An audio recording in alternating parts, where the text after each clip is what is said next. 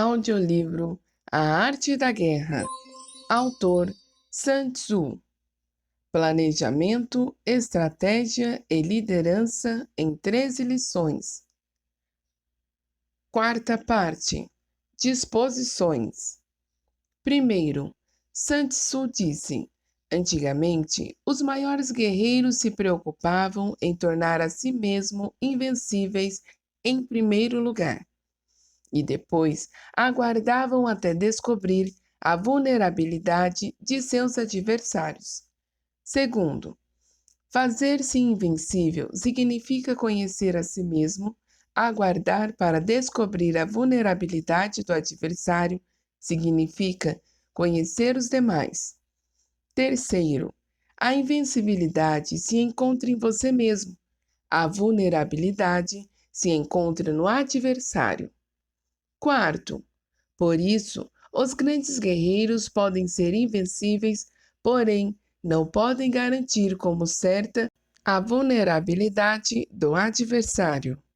Quinto, se você não dispõe de relatos de batalha por meio dos quais possa se informar de seus adversários, nem conhece negligências ou falhas das quais possa se aproveitar no exército inimigo, como poderá considerar como certa uma vitória? Por isso é que dizemos: a vitória pode ser percebida, porém não fabricada. Sexto, a invencibilidade é uma questão de defesa, a vulnerabilidade, uma questão de ataque. Sétimo, enquanto não tenha observado vulnerabilidades nas formações de batalha dos adversários, oculte sua própria formação de ataque e prepare-se para ser invencível, com a finalidade de se preservar. Quando os adversários se encontram em formações de batalhas vulneráveis, é o momento de sair e atacá-los. Oitavo, a defesa é indicada para os tempos de escassez, o ataque é indicado para os tempos de abundância. Nono, os especialistas em defesa conseguem se proteger até nas profundezas da terra.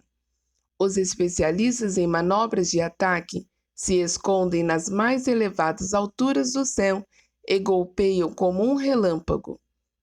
Dessa maneira, podem se proteger enquanto avançam sobre o inimigo e, assim, alcançar a vitória total. Décimo, em situações de defesa, cale as vozes e elimine os cheiros. Faça com que as frotas se movimentem escondidas como fantasmas e espíritos sob a terra, invisíveis para todo mundo. Em situações de ataque, avance rapidamente e estimule suas tropas a gritar de forma fulgurante. Então, golpeie veloz como um relâmpago, para que seus adversários não possam se preparar nem entrar em formação defensiva. 11º. Prever a vitória quando qualquer um pode concebê-la não constitui a verdadeira habilidade. Todo mundo elogia a vitória conquistada em batalhas, porém, essa vitória não é realmente tão relevante. 12º. Todos elogiam a vitória nas batalhas, porém, o verdadeiramente desejável é o poder ver o mundo do sutil e ter em conta o mundo do oculto, a ponto de ser capaz de alcançar a vitória onde antes não havia nenhuma forma previsível dela. 13º. Não se requer muita força para levantar um fio de cabelo. Não é necessário ter uma visão de águia para ver o sol e a lua. Nem se necessita ter ouvidos de lobo para escutar o retumbar dos trovões. 14. O que todo mundo conhece não se chama sabedoria. A vitória sobre os demais, obtida por meio das batalhas, não é considerada uma boa vitória. 15. Na antiguidade, os que eram conhecidos como grandes guerreiros venciam quando era fácil vencer. 16. Se você é capaz de assegurar a vitória depois de enfrentar um adversário em um conflito armado, essa vitória é uma dura vitória.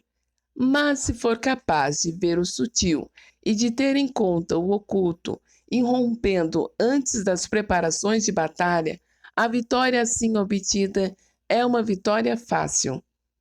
17º. Em consequência, as vitórias dos grandes guerreiros se destacam por sua inteligência ou sua bravura. Assim, pois, as vitórias que conquistam em batalha não são devido à sua sorte. Suas vitórias não são casualidades, mas são antes fruto de sua estratégia e de planejamento.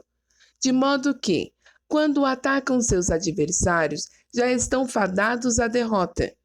Os maiores guerreiros da antiguidade geralmente obtinham suas vitórias antes mesmo de as batalhas haverem se iniciado. 18º. A grande sabedoria não é algo óbvio. O grande mérito não se anuncia. Quando você é capaz de ver o sutil, é fácil ganhar. Que tem isso a ver com a inteligência ou a bravura? Quando se resolvem os problemas antes que eles surjam, quem chama isso de inteligência? Quando a vitória sem batalha, quem fala em bravura? 19º. Assim, pois, os grandes guerreiros tomam posição em um terreno no qual não podem perder, e não deixam de perceber as condições que fazem seus adversários se inclinarem à derrota. 20º. Em consequência, um exército vitorioso ganha primeiro e inicia a batalha depois.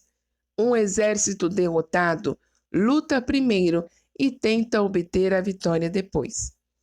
21º. Esta é a diferença entre os que possuem uma estratégia e os que não têm planos premeditados. 22º. Os que utilizam boas armas cultivam o caminho e observam as leis.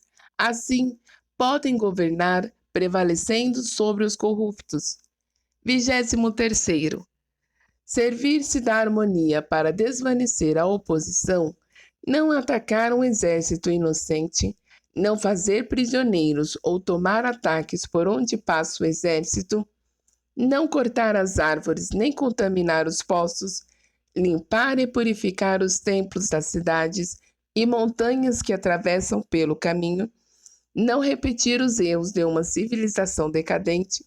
A tudo isso chamamos o Tao e suas leis. 24º. Quando o exército está estritamente disciplinado, a ponto de que os soldados morreriam antes de desobedecer às ordens, e as recompensas e os castigos merecem confiança e estão bem estabelecidos, quando os chefes e oficiais são capazes de atuar dessa forma, podem vencer um príncipe inimigo corrupto.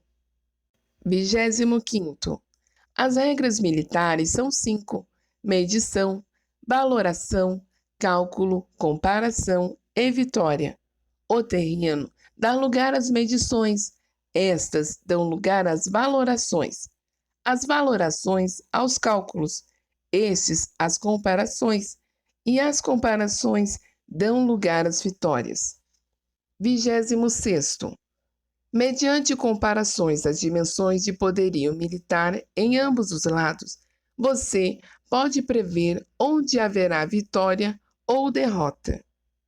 27º. Em consequência, um exército vitorioso é como 1 quilo comparado a 1 grama. Já um exército derrotado é como 1 grama comparado a 1 quilo. 28º. Quando o que sai vitorioso consegue que o seu povo avance para a batalha, como se estivesse movendo uma grande corrente de água ao longo de um cânion profundo, isso é uma questão de estratégia e planejamento das formações de batalha. 29º. Quando a água se acumula em um cânion profundo, ninguém pode medir sua quantidade. O mesmo ocorre com a defesa que não mostra sua forma. Quando se libera a água, ela se precipita abaixo como uma torrente, de maneira tão irresistível como um ataque vitorioso.